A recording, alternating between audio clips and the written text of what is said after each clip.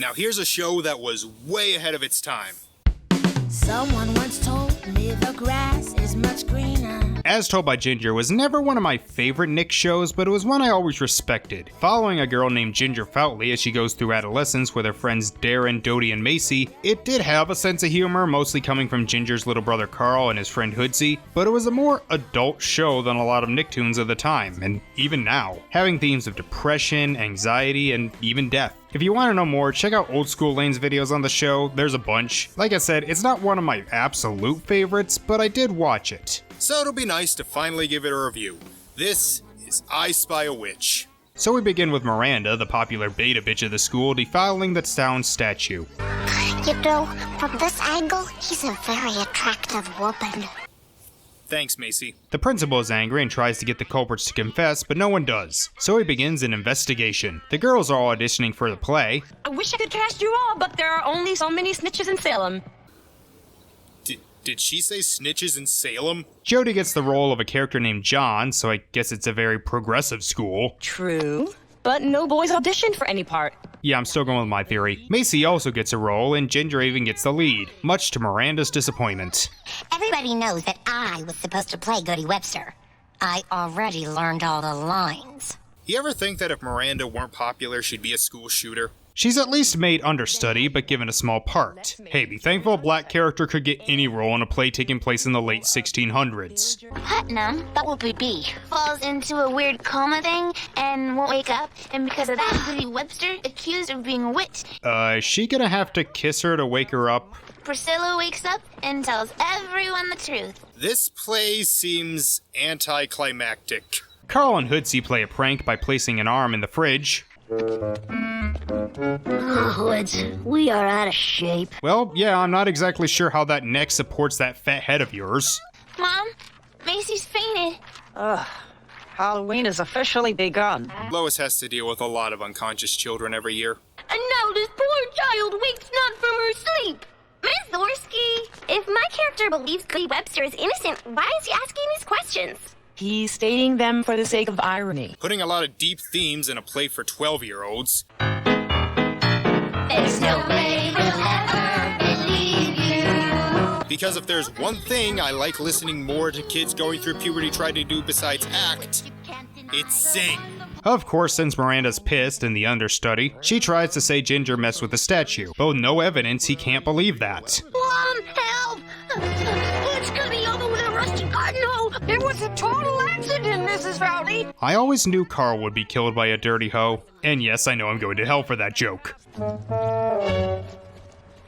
Oh, excellent!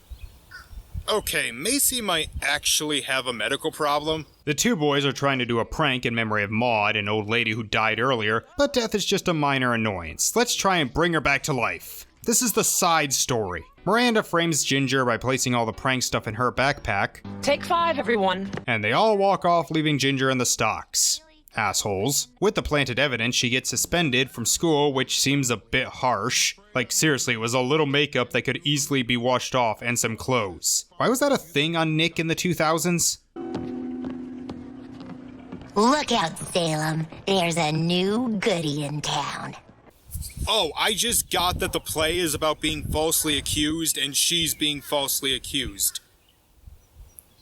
I'm an idiot. Carl and Hoodsy dress up as mutant spinach. That's a thing. Ginger decides to not watch the play. Well, we're 2/3 through. What's Blake Rippling up to? Perhaps you might document my Halloween escapades. We can email the photos to Mama and Courtney along with this one I intercepted from her website.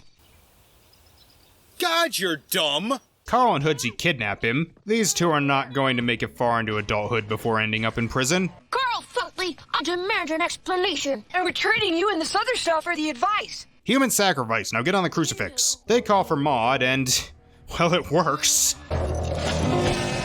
It's about time you called. You see, this is one of the reasons I like this show. Yeah, it could have realistic teen drama, but also ghosts could exist. She takes the photo of Miranda from Blake and he runs off. And your mother still thinks it was her mushroom caps that killed me? Mud! No, she leaves Hoodsy's body and scares their mom. Don't mind if I do. And put that mind of yours to rest. It wasn't your mushroom caps that killed me. This is funny, but I do kind of wish she said it was the mushroom casserole, just to be cruel. She gives the photo to the mom and then returns to the afterlife. Where am I?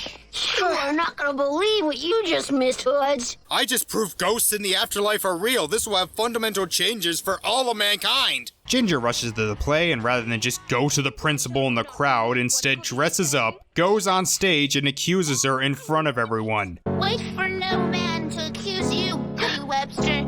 Declare yourself. You have crafted a witch. So is her doing this going to completely change the meaning of the play, turning it into witch hunts are good? I'm innocent.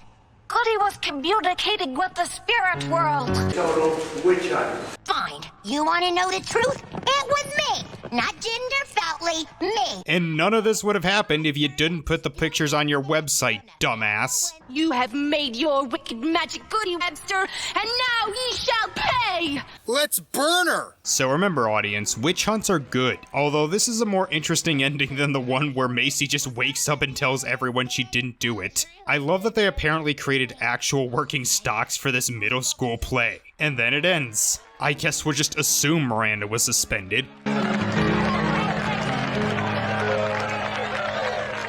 So yeah, this one was really good. The main story is clever in how it fits both the play and actual stuff going on together, and Miranda is a perfect antagonist. I really wanted her to get her comeuppance, and it happened in the most satisfying way. The subplot is really funny while also just going so out there with the actual ghost showing up, and it's got good continuity. The Halloween factor isn't quite as good though. Yeah, Carl, Hoodsy, and Blake dress up, but it's not for very long. There's not much Halloween decorations, at least completed, and besides the play being about a witch, it's pretty light on that stuff. Honestly, you could have done this episode at any other point of the year and not really change anything. So the episode gets an 8 out of 10, the Halloween factor is 6. Not an episode you need to watch this time of year specifically, but the show certainly is worth watching. I don't get it. I don't get why it's just the state song of Pennsylvania. Alright. Next up is 2002. What do we got?